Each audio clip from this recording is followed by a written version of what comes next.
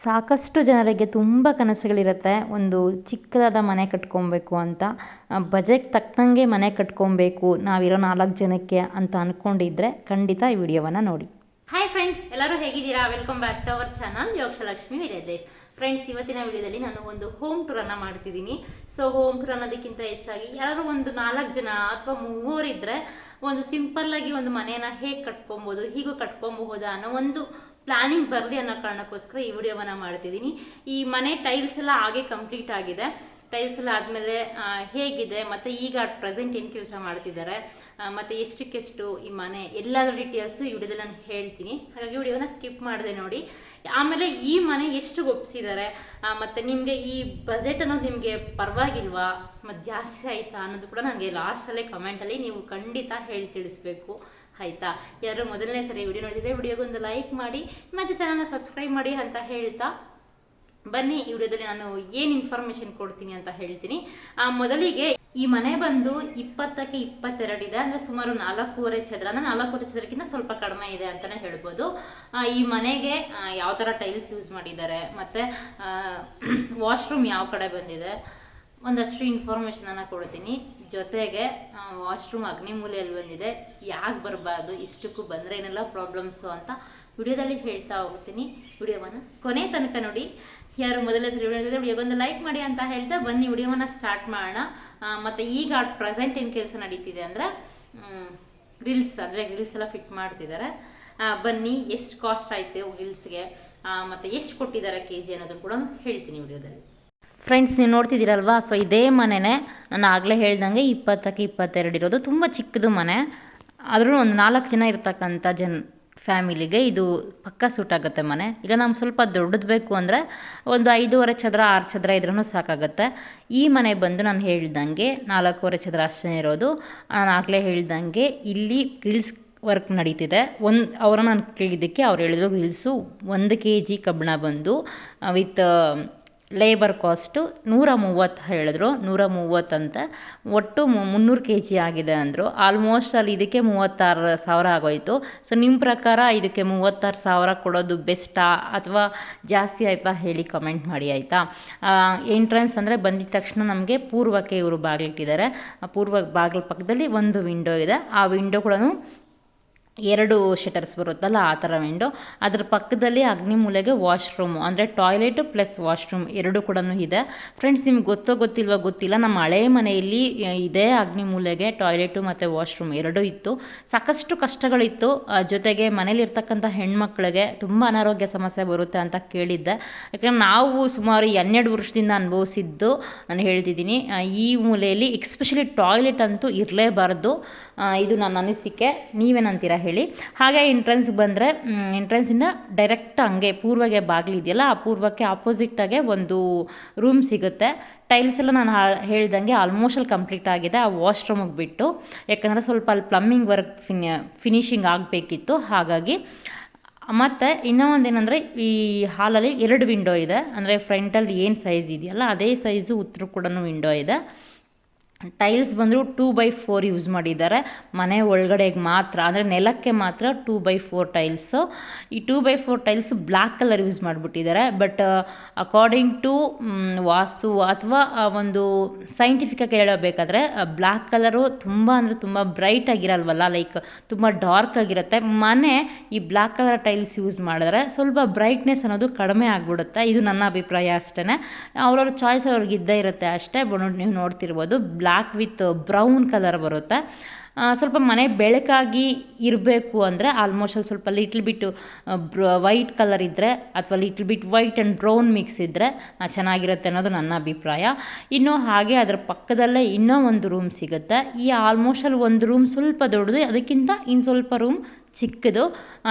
ಇಬ್ಬರು ಅಂದರೆ 4 ಜನ ಇರೋ ಮನೆಗೆ ಈ ಒಂದು ರೂಮು ಪಕ್ಕ ಸೂಟ್ ಆಗುತ್ತೆ, ಸಾಕಾಗುತ್ತೆ. ಇದ್ರ ಮೇಲೂ ಯಾವಾಗದು ಫ್ಯೂಚರಲ್ಲಿ ನಾವು ಇನ್ನೊಂದು ರೂಮನ್ನು ಕಟ್ಕೊಬೋದು. 2 ರೂಮಲ್ಲೂ ಎಲ್ ಶೇಪ್ ಸಜ್ಜಾನ ಕೊಟ್ಟಿದ್ದಾರೆ. ಈ ಮನೆಯೆಲ್ಲ ಕಟ್ಟಿರೋದು ಆಲೋ ಬ್ಲಾಕ್ ಇಟ್ಕೆಯಲ್ಲಿ. ಹಾಗಾಗಿ ಮನೆ ಕೆಲಸ ಎಲ್ಲ ಬೇಗ ನಡೀತು.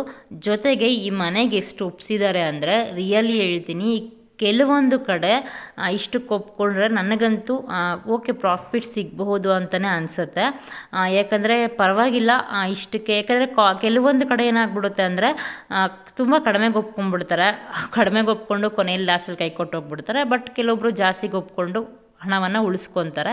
ಇನ್ನು ರೂಮ್ ಪಕ್ಕದಲ್ಲೇ ಬಂದರೆ ಹಾಗೆ ಒಂದು ಕಿಚನ್ ಸಿಗುತ್ತೆ. ಕಿಚನ್ ನೀವು ನೋಡ್ತಿರ್ಬೋದು ಯಾವ ಥರ ಇದೆ ಅಂತ. ಎಲ್ ಶೇಪ್ ಸಜ್ಜ, ತುಂಬ ಚಿಕ್ಕದು ಕಿಚನ್ನು.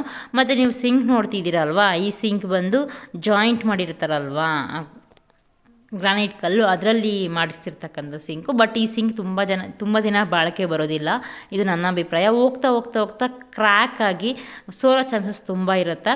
ಸೊ ಇದು ನನ್ನ ಪ್ರಕಾರ ಸಿಂಕು ಬೆಸ್ಟ್ ಅಂತ ಅಲ್ಲ ಅನಿಸುತ್ತೆ. ಇನ್ನು ನೀವು ನೋಡ್ತಿದ್ದೀರಲ್ವ ಡೌನಲ್ಲಿ ಅದೆಲ್ಲ ಟೈಲ್ಸ್ ಹಾಕ್ಸಿದ್ದಾರೆ. ಆದರೆ ಯಾವುದೇ ಕಾರಣಕ್ಕೂ ಆ ಗೋಡೆಗೆ ಟೈಲ್ಸ್ ಹಾಕ್ಸಿಲ್ಲ ಇವರು. ಮೇ ಬಿ ಆ ಗೋಡೆಗೆಲ್ಲ ಟೈಲ್ಸ್ ಹಾಕ್ಸಿದ್ರೆ ಫ್ಯೂಚರಲ್ಲಿ ಯಾವತ್ತಾದರೂ ಆಗಲಿ ನೀಟಾಗಿ ಒರೆಸ್ಕೊಂಡ್ರೆ ಹೋಗ್ಬಿಡುತ್ತೆ. ಬಟ್ ಇದೆಲ್ಲ ಇವರು ಟೈಲ್ಸ್ ಹಾಕ್ಸಲ್ಲ.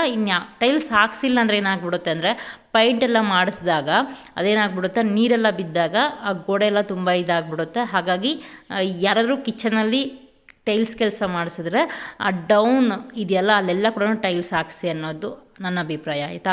ಇನ್ನು ಓವರಾಲ್ ಮನೆ ಈ ಥರ ಇದೆ. ಈ ಮನೆಯಲ್ಲಿ ಬಂದು ದೇವ್ರ ಮನೆ ಇಲ್ಲ, ಯಾಕಂದರೆ ಸ್ಪೇಸ್ ತುಂಬ ಕಡಿಮೆ ಇರೋದ್ರಿಂದ ಇವರು ದೇವ್ರ ಮನೆಯನ್ನು ಮಾಡಿಸಿಲ್ಲ. ಬಟ್ ಹೀಗೆಲ್ಲ ರೆಡಿಮೇಡ್ ದೇವ್ರ ಮನೆ ಬರ್ತಿದೆಯಲ್ಲ ಹುಡ್ಡಲ್ಲಿ ಮಾಡಿಸಿರೋದು, ಸೊ ಅದನ್ನು ಇಟ್ಕೊಂಡ್ರೂ ಸಾಕಾಗುತ್ತೆ ಅಂತ ಅನಿಸುತ್ತೆ. ಮತ್ತು ಪೋರ್ಟಿಕ ಈ ಮನೆಗೆ ಎಷ್ಟಿದೆ ಅಂದರೆ ಸುಮಾರು 4.25 ಅಷ್ಟು ಅಡಿ ಇದೆ ಪೋರ್ಟಿಕ.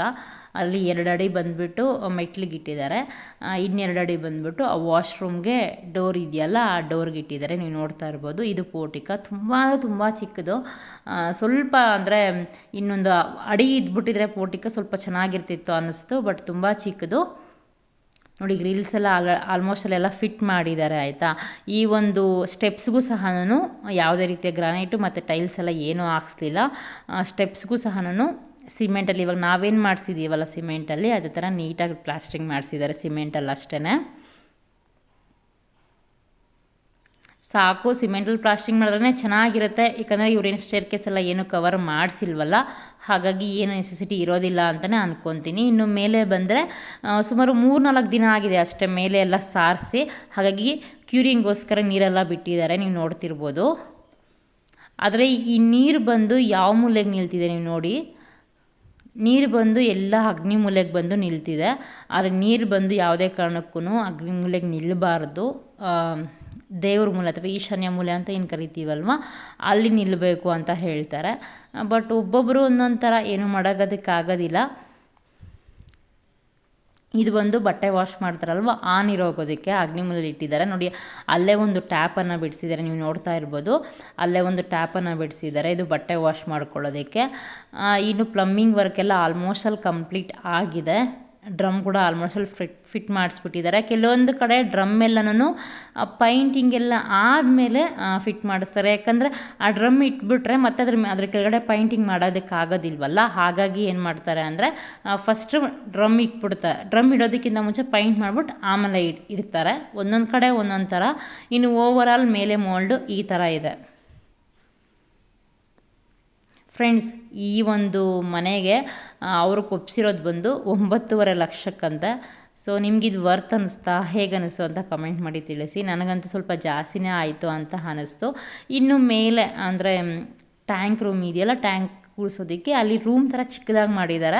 ಬಟ್ ಇದು ನನಗೆ ಇಷ್ಟ ಆಯಿತು. ಯಾಕಂದರೆ ಏನಾದರೂ ವೇಸ್ಟ್ ಆಗಿರತಕ್ಕಂಥ ಥಿಂಗ್ಸನ್ನು ತೊಗೊಬಂದು ಅಲ್ಲಿ ಇಡ್ಬೋದು. ಯಾಕಂದರೆ ನಿಮ್ಗೆ ಗೊತ್ತು ಆ ಮೂಲೆಯಲ್ಲಿ ತೂಕ ಇಡ್ಬೋದಲ್ವ. ಸೊ ಆ ಮೂಲೆಯಲ್ಲಿ ವೇಸ್ಟ್ ಆಗಿರ್ತಕ್ಕಂಥದ್ದನ್ನು ಏನಿಟ್ರೂ ನಡೆಯುತ್ತೆ.